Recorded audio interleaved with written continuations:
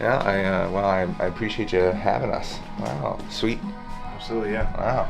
This is our little space that we make work for us every day Mm-hmm. to manufacture Mm-hmm. guitar pedals, as you know. Mm-hmm. Mm-hmm. So pretty much everything happens in here. You said you wanted to kind of see like the rundown of kind of what we're doing. Yeah, You know, like on a day-to-day basis, like possibly a start to finish and kind of how the operations go. Yeah, Right? that's, You know? that's great. You know, like I said, we've got this small area, but we kind of pack a lot in here. Mm-hmm. So I can kind of walk you through like when something comes in, through when we manufacture it to when it goes out. Yeah. You know, I figure that's kind of the process. Yeah, You know what I mean? that's That great. people really want to see. So we'll go back over here in this corner, and I'll show you kind of when product comes in, or an enclosure, I should say, comes in, and you know where we go from there. Our enclosures are printed for us from a friend out in Oklahoma, and when they come in, typically we'll have to get them out of their bag, and we'll have to kind of prepare them. So we'll get them out of a bag like this, and he'll have powdered and printed with Okay. UV laser, and Okay. he'll have cut them on a machine for us Okay. based on our specs and the dimensions that we've given to him. And then when they come in, we have to kind of prepare them, get them on trays. Everything in here kind of runs on trays. Like the system runs on trays. Like we'll store them in racks. We'll have trays here for people to do whatever they need to, just to kind of, it's kind of like our version of a bakery in here. Yeah. You know? Yeah, I gotcha. So everything will come in here and get prepared, and then from there, once it's been prepared, it'll typically wait until it's got its counterpart guts, if you will, you know, the circuit board on the inside. So if you check on over here, Sean, you can kind of see we've got a baker's rack full of various stuff in different stages of their life, if you will. We've got kind of racks of circuits that have got populated components in them. Okay. And this kind of helps us separate like which model somebody's working on and what stage they are in the preparation, or if it's ready to go. Usually what we'll do is we'll have tons of tray labels here that I've created so that a person, when they leave on Friday and come back on Monday, they know like where they left off and what to do when they come back. Okay. You know, sometimes you'll actually see pedals on here in certain stages ready to do stuff, you know, ready to be tested, ready for final like quality control and stuff like that. So it's gonna have to get stuffed. Usually everybody that's stuffing their enclosures with these guts are typically doing it out here in like the bullpen area, if you will. We've kind of set up everything, if you haven't been able to tell, kind of like a color system here. So if somebody's building a pedal, like I just showed you the Foxcatcher pedal. If you're not familiar, it's like an overdrive and boost pedal that we make. When a person's assembling that, they're gonna go grab that like orangey colored pedal. They're gonna grab a locker that we've designed to have all of their components that they need to do, the quantity they need to find, and then they're gonna need to get some bins up here on this louvered wall here. And they, as you can probably guess, they're gonna want these orange bins because everything goes with it. You know what I mean? It's I kind of refer to it as like a color by number system here. You know, so generally we get a lot of people in here that are excited and interested in doing this and learning, but they don't really know much. They're intimidated by soldering. Yeah. Right? Yeah. And they're thinking something like, well, a computer, that's like, I don't want to work on a computer. I'm intimidated by that, right? So once they learn that, it's like, okay, well, we set it up so you literally do A through Z, right? And from there, they'll finish it, and then they'll voltage test it, and they'll audio test it. To save us time and headache, typically what I'll do is I'll go through for the guys, and I'll make them a ton of like cheat sheets, if you will, of voltages and what they're looking for in here. So when a pedal is being finished, they want to look for these voltages. So that kind of gives them a heads up of what they need to do. Like, oh, hey, these are wonky. I know something's probably going to go wrong. I need to look for it. Because otherwise, you're going to build it to completion, and you have less a chance of, you know, rounding the bases, if you will. You know, from after we do the voltage test, we have to come out here and do audio testing. And that's generally, for the most part, what we do out here. So we can go in the other room and I'll kind of show you where we have all of our other stuff for like shipping, all of our storage, overstock. So this room kind of facilitates as our shipping area, kind of an office area. We have to cram photos in here, storage for backstock, merchandise. If you come over here, we've also got inventory obviously again set up. Yeah, watch your head there. Yeah. Set up here. So whenever we get orders, typically when orders come in from our dealers, we typically throw them right up here on this board. We have the date they come in, who they are, where they're going, and what their order is. You know, so basic checkoff system. It's kind of one of those things that's like, in a good way, always looming over us. Yeah. So I come down the stairs, I'm like, oh yeah, what's going on with this? Like, we got to make sure that that's going on. From there, what we'll also do is we'll designate an area on this outgoing shelf. And one of the things that's a pet peeve of mine is having to do the same thing over and over and not have like a system for it. So if we get an order from Guitar Pedal Shop, he orders from us ever since like 2014. We've created like a name badge, and we stick it up here on this hook and loop, and that way we know who it's going to. And say he was getting this pedal, his thing is in that area. From there, we'll put it into a digital form. So that'll go into a computer with a serialized spreadsheet. They usually get a date, if there's a finish option, any of that type of stuff. Like, just to kind of look back, you know, if somebody reaches out, hey, I need a repair, and I've got this model, whatever it is, usually we can see where it went, that type of thing. Help them out if they have to have a repair or whatnot. You know, pretty much all of our boxes are set up down in this aisle here. Okay. So if we need to, you know, a box will come in kind of nude like this. Yeah. Right? So what we would do is we would take a box like this, say you're boxing up the Foxcatcher like I was talking about, right? This is designed by Jordan. He'll do all of the artwork and everything in here. And then we'll have to assemble it to something that looks kind of like this. Right? Okay. And now if we want, we'll go back over here to this shipping desk. Sure thing. And what we'll do is we have a whole area set up here for the stickers and the goodies, or swag as sometimes people will refer to it as, right? Yeah. And what the person will have to do is kind of come over here. They'll want to get the, you know, adjacent stuff with it. So Foxcatcher needs these things, you know, and they'll want to get stickers and brochures and all that type of stuff. They'll make the box, they'll serialize it, and then that's essentially when it's really ready to go out to, like I showed you with the dealers and their name badge, right? And then we have a simple shipping setup here, and then it goes out. And that's pretty much the process, you know, for, if you will, kind of point to point, you know. There's obviously stuff that we make custom as well, that we do for some dealers. There's more to it than that to an extent for some things, but yeah, that's pretty much it in here, you know. I know I just gave you a lot of rundown here. Yeah, I mean, I've never been the most like electrically advanced person. I'm a little inept when it comes to that, but it's really interesting to see like everything that goes on. So, and you got a real nice setup. Everything looks like great. It's like super organized. Like I know personally, you know, with like with like the bins and the color coded and stuff like that, that's something that, you know, really helps me personally. And I think generally that's just a good thing to have going on, you know. It's a real professional setup for running it out of the garage, you know. Yeah, well, I've usually used like the saying, like it's kind of like a shirt with like water, like we're trying to get everything out of it, so to speak. Like every inch here that we can use, like we'll build a shelf. Or when we had more people coming in for assembly, I had to build those desks. Like we didn't have desks, so like my father and I woodwork, so we'll just build a desk for them and we'll customize it, because like our needs are different than a person that's in, say, a bakery or a hospital, whatever it is, right? Those needs are very different. So we really have to tailor stuff to ourselves, and we have to customize certain things, you know? Like, our needs are different than others, so it's just kind of working with what we have in this area to optimize, you know, which in itself is almost a full-time job. Yeah. Oh, yeah. Yeah. I can only imagine. A lot of work goes into that. Yeah. There's a whole system of, you know, suppliers, distributors, direct from manufacturers. Whether we have to go international and has to go onto a boat, and we have to work with freight forwarding, or say we have a distributor here in the country.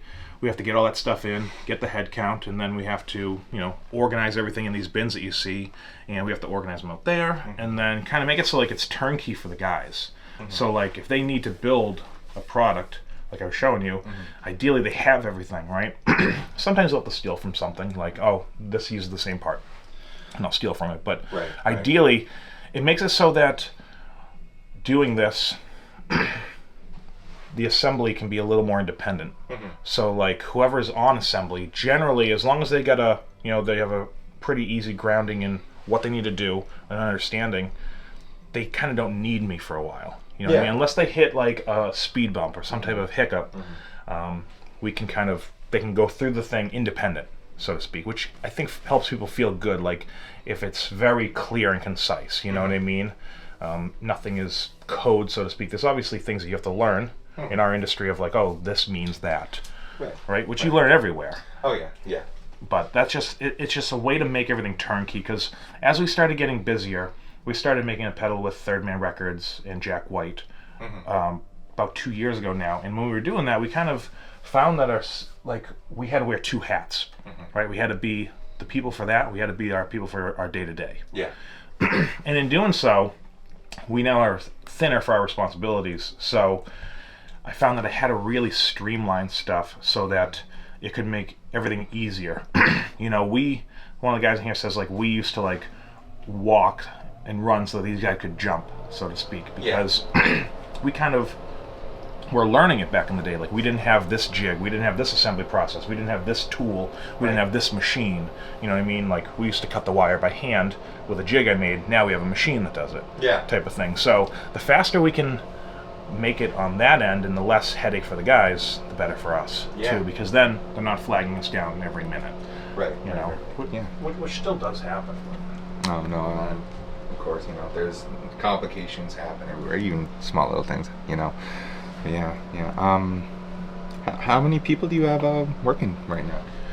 We've got about 9, including myself, between full-timers and part-timers. People kind of make their own schedules here. Okay. They'll work between Monday and Friday. Some people will be here 5 days a week. Some will be here 3. We get some people that have just come out of Berkeley. We get some people that are kind of on more of like a 2-day thing. They do in part-time. So we fluctuate and try to have a leniency with scheduling and stuff. As long as people come in, get their thing done. If you want to work 40 hours, do it. If you want to work 20, that's fine too. It's all about finding what makes sense for that person to do too, because different people, if they're not here as much, they can't do something that's more high demand. Right. But you also don't want a person like getting bored and just doing like prep all day. You know what I mean? And sometimes there are weeks where like that's all you're doing, and then there's other weeks where it's like, oh, we have an expo, and then we have a convention, and then we have this fun like high priority client or something like that. And the ebb and flow is kind of prevalent in here for us. Some days it feels like a hospital, and other days it just kind of feels very casual. I get you. Which is fun that we kind of get a change of scenery and change of pace all the time in here, which is really fun. It sounds like you have like a lot of growth, like talking about like going to like high priority clients, expos and stuff like that. Was that like have you always been like fairly popular, or is that more like a recent development? I feel like from a small business, you typically don't hear that kind of stuff, but you're obviously doing pretty well for yourself right now. Yeah, so we've kind of been on a good trajectory of like a steady growth here. Just kind of getting better at what we do, trying to product and brand awareness is a big uphill battle. That type of thing, doing podcasts, doing magazine articles, being active online, trying to attend local events, large events like the NAMM show. People they know that type of thing generally if they're in our industry, that type of thing, traveling, sales related stuff, and that type of thing ends up showing through when people want to work with you sometimes. We recently, like I said, a couple years ago, we released this project over here, if you want to as well get it on screen. So we did the triple graph. Okay. This came out about 2 years ago. This was a collaboration between us and Jack White at Third Man Records. A lot of people probably know Jack from his work with the White Stripes, the Raconteurs, Dead Weather, his solo stuff. So we spent 2016 through 2020 designing this with him.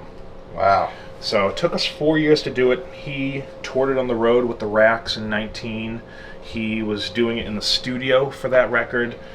He was beta testing it live. We had gone down to Nashville a couple times. We had done Skype calls with them. Just passing prototypes back and forth, designing the inside, designing the outside. This is different than anything we've ever done because this is like a digital pedal. Yeah. And this is, modern digital components meeting up with like old school retro analog stuff. Yeah. Which is very Jack. So that project, it took like I said, it took the better part of 4 years, but that allowed us the opportunity to kind of be in the eye more for people. Yeah. And people knew this name better, probably because of Jack, I mean, anything that he touches, generally people are going to gravitate towards. And that's kept us busy, and it's helped us bring on more people. Yeah. Because when we did the first round of these, there was really only 4 of us in the shop. And now there's about 9, between full and part. Because this, like I said, it almost feels like we have to be 2 different people, right? We've got to be CSP, and we have to do the thing for TMR. So at that point, we need people that essentially come in and just do that. Because the labor on this, it took us so long to engineer, design, tweak, and really get everything right that what's involved in it is streamlined as much as we can. However, you see it's a large device, you know what I mean? It's got proprietary hardware on it. It's got stuff that we have to have made locally. We have to have some of it assembled overseas, but programmed here, designed here. We worked with somebody right up in the Boston area for the coding and stuff. We worked with a friend that was over in California at Western Digital. So that project took a long time, but it really culminated a great thing for us, and we super thankful for it. Yeah, that's it's opened the doors great for us. Oh yeah. And it's brought people to be more aware and recognize our current products. The stuff that we make in house as well, so that people kind of know our thing more. Like I said, we kind of hitched our thing onto Jack's wagon, so to speak. And it's not in a way that's malicious or anything like that. It's just it was a natural. People see something that we do and they want to know, who did they do that with? Yeah, that type of thing.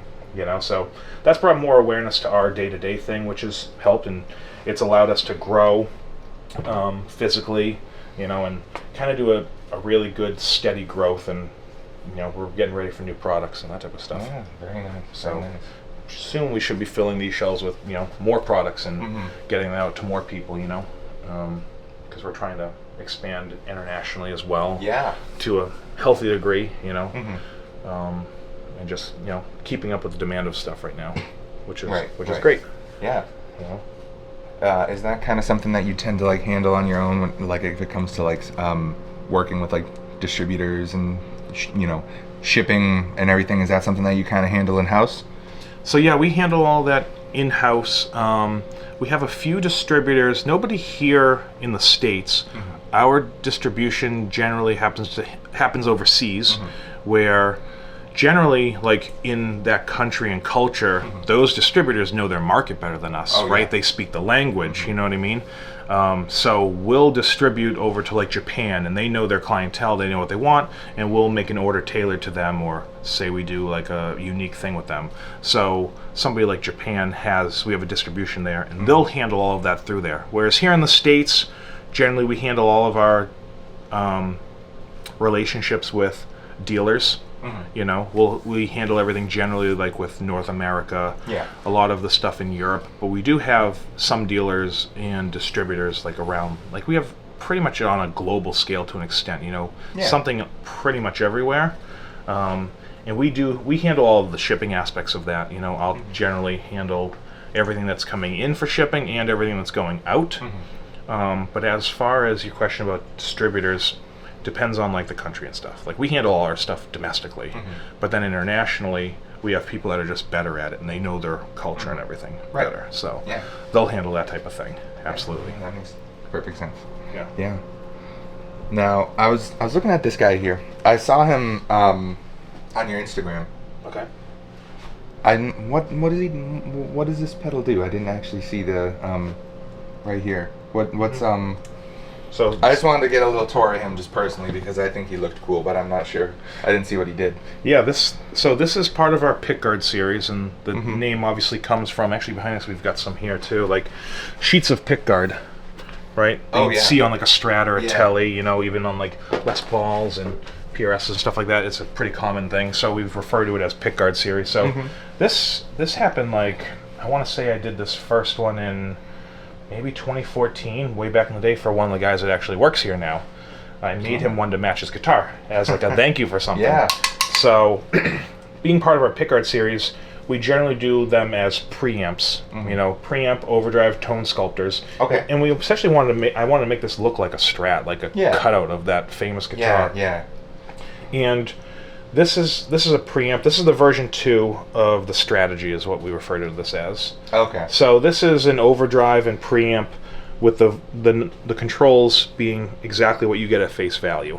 You know what I mean? So it's going to be like a soft preamp to overdrive clipping with a wide tone sweep on here, momentary and latching controlling, and it's just kind of decked out in that aesthetic, which we also allow customers online through email. We allow dealers as well to match their guitar. So sometimes people will send in a picture of their guitar, hey, I've got this, can you match that?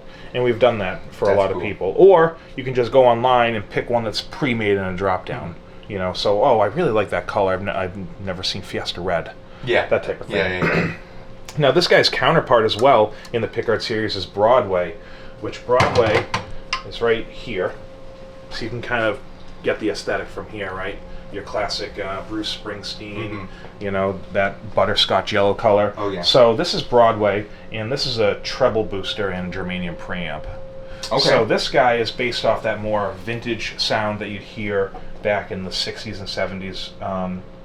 Brian May and Queen also made the sound popular, right, with treble boosters. So we put this in an enclosure similar to Strategy, and we needed to have the control plate, we needed to have the barrel, we needed the three-way switcher. You can't really like get away from that, and you always see it right, in Tilly's, and the original was called the Broadcaster, right? So that's where Broadway comes from. And this is germanium preamp, treble booster, like I mentioned, with simple volume output, and it's also got a three-way blade switch. Now what we did when we were designing it, we'd have a pretty standard stock Telecaster in here, and we would start adjusting values of stuff to try to make it sound like neck, middle, and bridge. Okay. To try to simulate that for players, you know, give it like a hotter, warmer sound. And that's kind of where the pickguard series started. V2 of this just came out in July, so this is a brand new one that you're seeing, and we're hoping to expand it at some point. We've just got, you know, fires, you know, or irons in so many fires, if you will, right now, that we're trying to expand several things while working, like I said, on the Third Man project and keeping that going. But we're hoping to expand the pickguard series at some point. Get a fellow brother in there, if you will. Yeah. You know, people tend to gravitate towards them. They're a little more niche because, you know, it's got an aesthetic that a lot of people will either gravitate towards or not. You know, I wouldn't say, I guess it's technically divisive to an extent.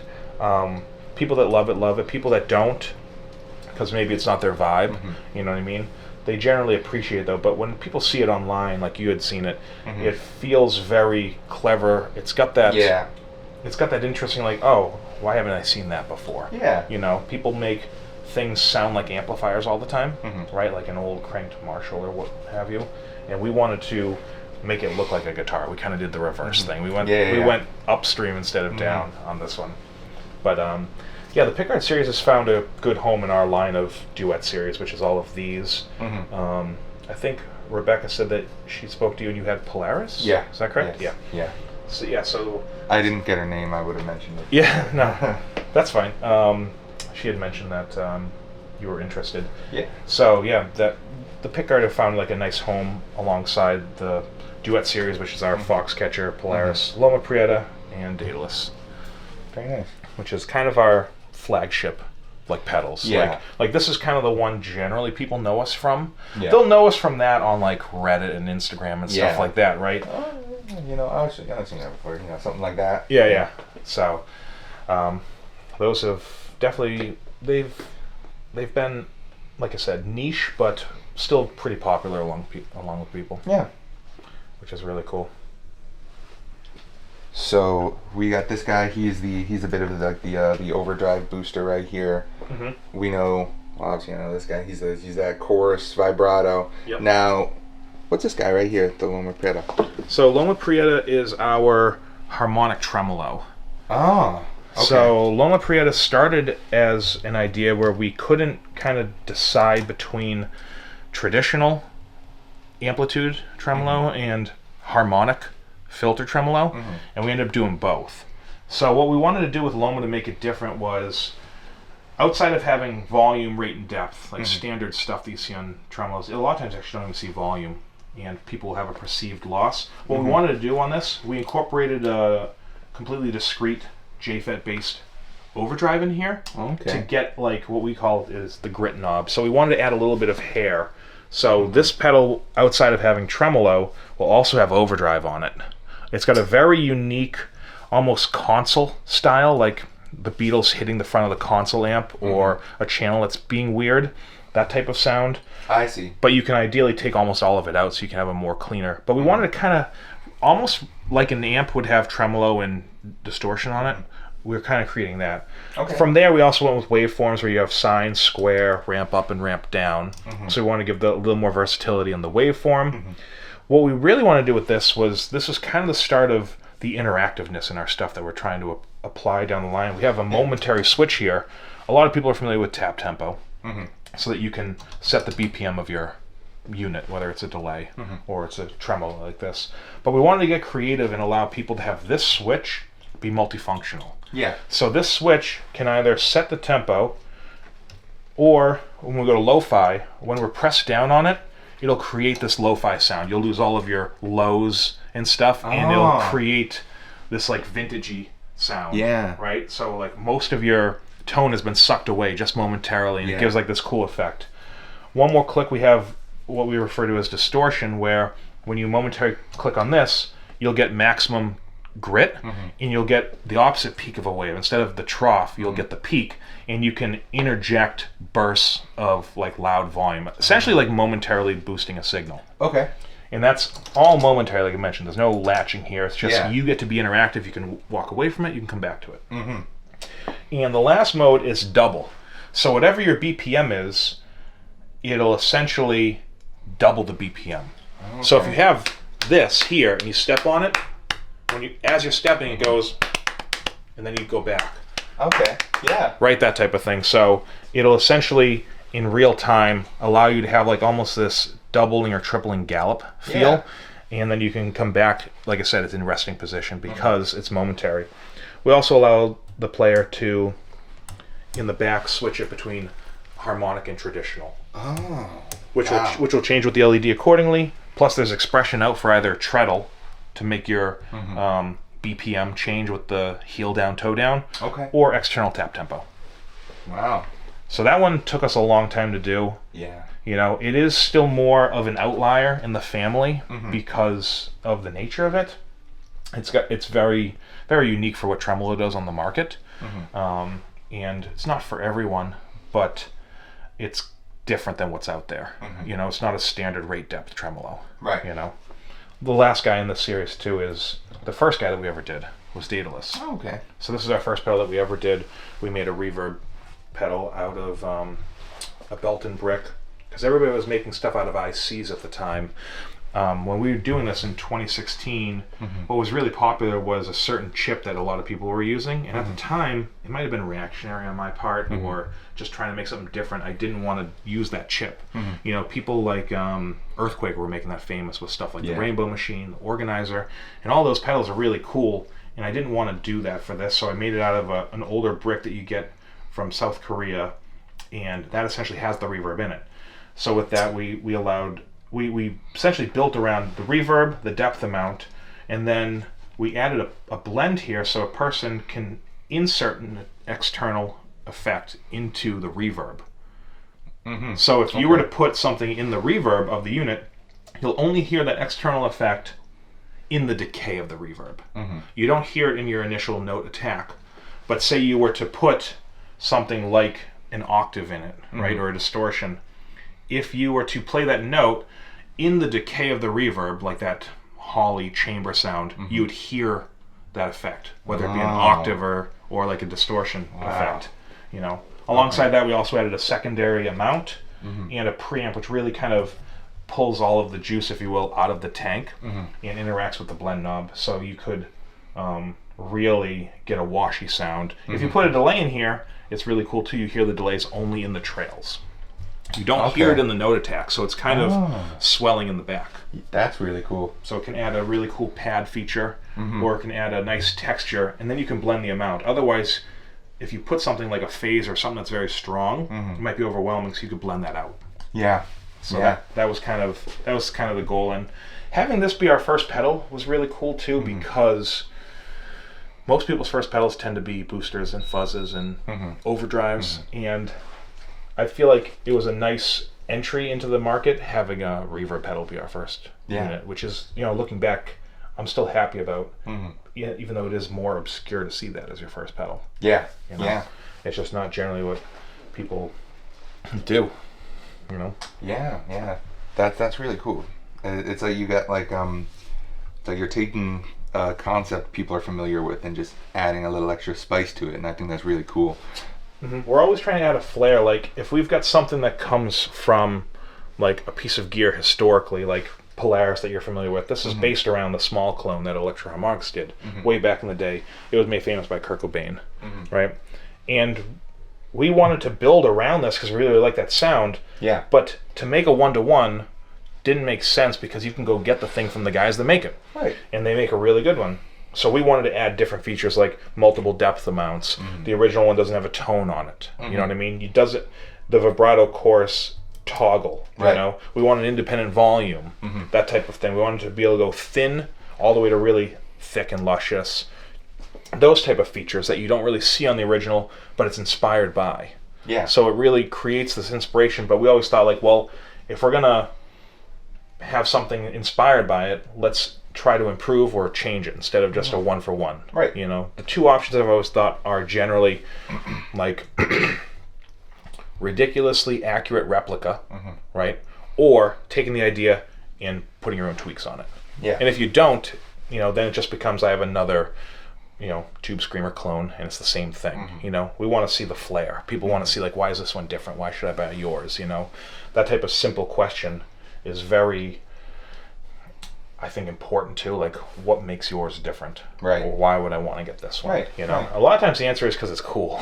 Yeah. These are just fun things that we like to be inspired by and create. But that's really kind of always been in the background for me of like what makes this one different.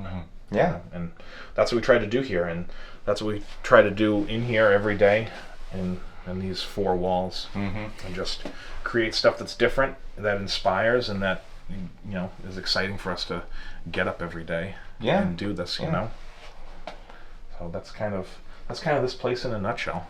Yeah. It's been cool to take a look around. It looks like a very rigid operation, and you got people that are dedicated to working on it, and it just sounds like you guys all got like a real passion just for the music of it. Yeah. Everybody comes from a music and or art background. Yeah. Which the nice thing about this is we get to make those two things collide or merge, if you will, in a great way, and come up with an idea and design around it. And whether it's the circuit I just mentioned to you on the inside, or it's the packaging and the branding on the box, that type of thing. Like we get to come in here and like create that. Yeah. And that's an exciting thing, and we get to essentially have something manufactured that people are inspired by, and then they get to create their own thing by it, and it's oftentimes, I always remind the guys too, one nice thing in our world too is like you get a person, like everything's art, right? People forget that whenever they're talking about like getting rid of art programs in schools, yet everything is art. Like the football jersey had to be designed, right? But they never get rid of football. Yeah. Right? Yeah. So they're always talking about like the arts program and stuff, yet everything is that.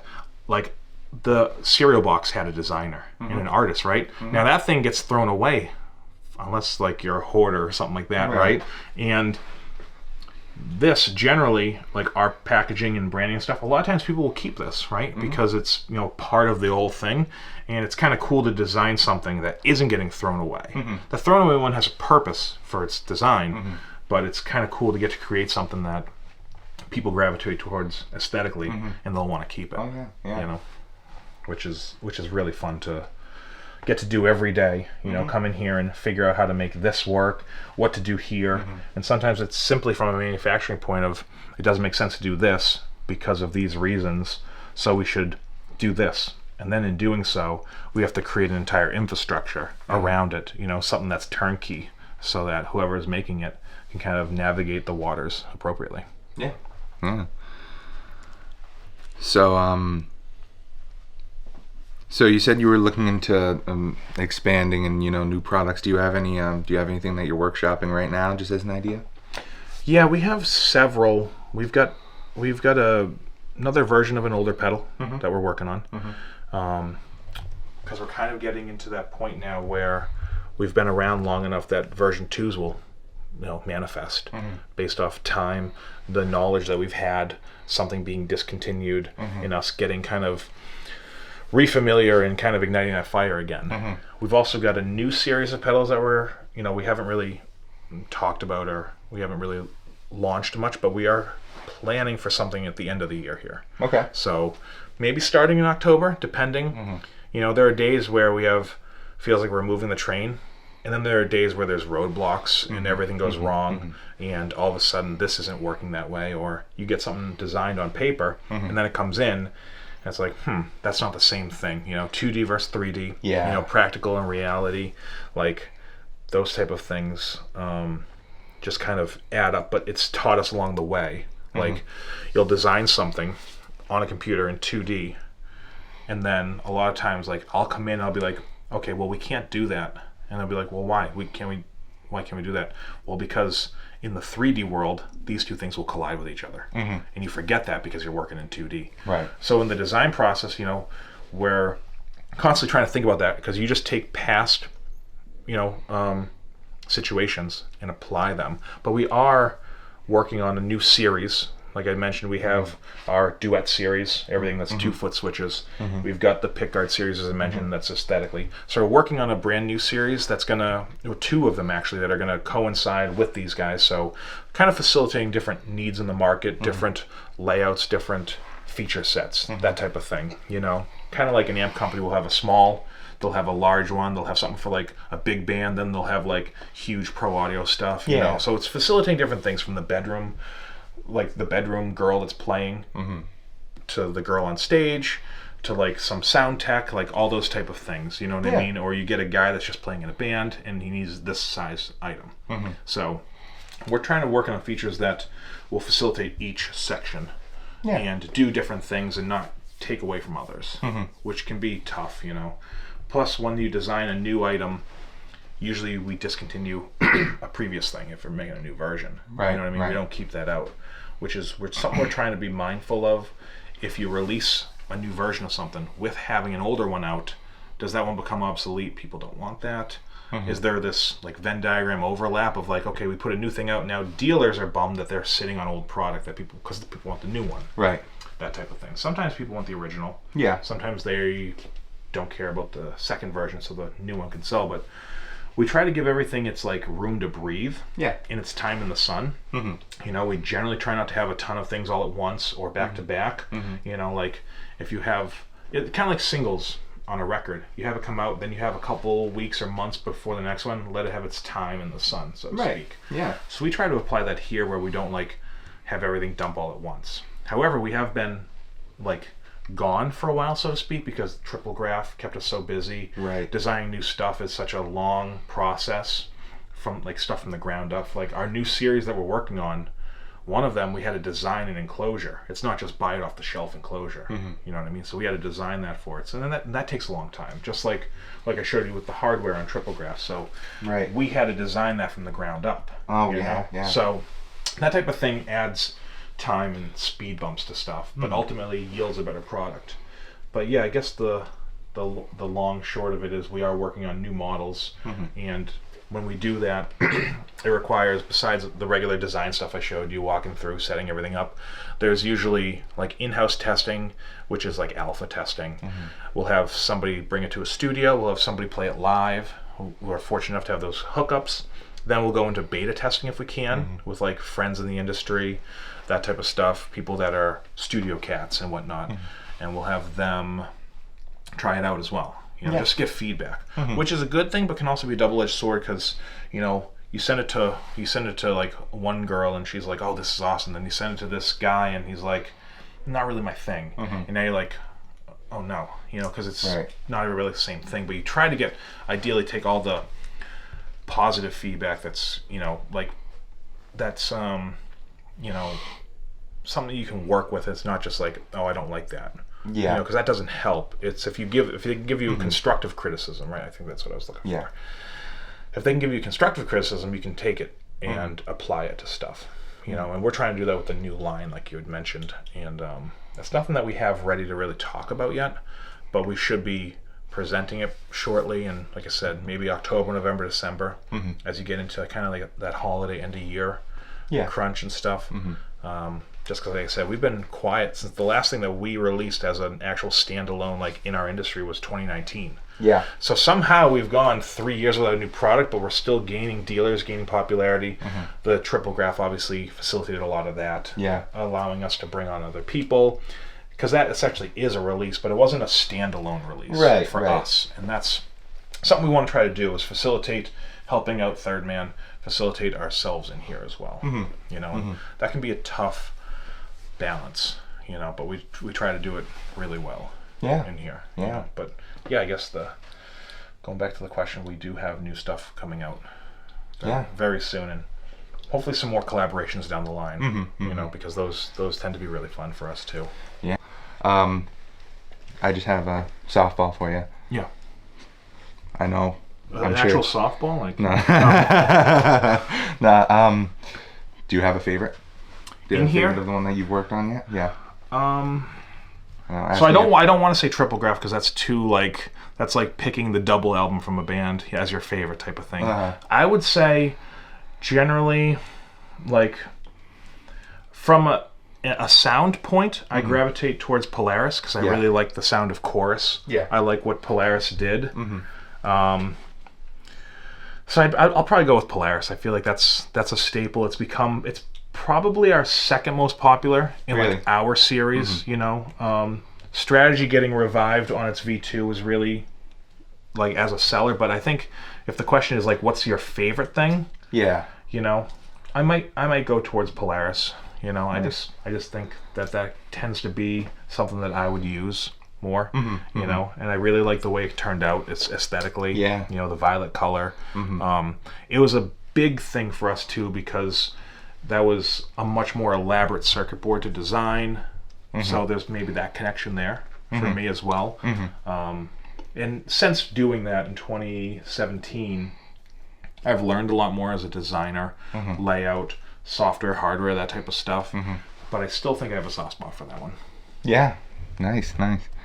All right. Well, I guess we'll get a couple just shots of around the place, and we'll be on our way. Don't want to take up too much more of your time. I know it was already generous, you letting us come here and do this, so and I appreciate that a lot. But it's nice to get a look at everything. People get interested. We always joke like people are gonna come in here and they're gonna be like, so where's the factory where you make Jack White's pedal? You know what I mean? It's like it's just a garage, but we're able to make everything work. But you see famous stories like Apple and IBM and stuff like that. Oh yeah, that's just where it starts. Yeah, exactly. You know what I mean? It doesn't like, hey, let's go buy a factory and make a mass-produced thing. It's like that doesn't happen. Right. We've got to do it all ourselves. There's no funding or grants or anything here. So that's just what it is. That's so awesome. We're not curing stuff like the science world needs funding and stuff like that. Right. But we're just making fun devices and people are gravitating towards them, so we're happy about that. Yeah, awesome.